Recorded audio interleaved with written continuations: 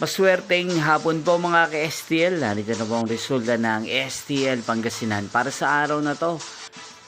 Second draw, March 4, 2026, araw ng Miyerkules. Naway ang mga natayaan nyo pong mga numero kanina ay manalo nawa ngayong hapong ito, 5 PM. Kaya't kunin nyo na po ang inyong mga ticket. Narito na po ang resulta.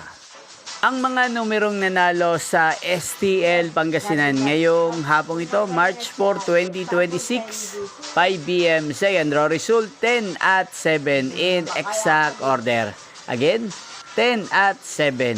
At ngayong hapong ito sa STL Pangasinan, atin pong i-shoutout si Kuya Jomel ng Pangasinan. Shoutout po sa inyo Kuya Jomel, sana po ay nasa maayos kayong kalagayan. At sa lahat po ng mga taga Pangasinan, shoutout po sa inyong lahat.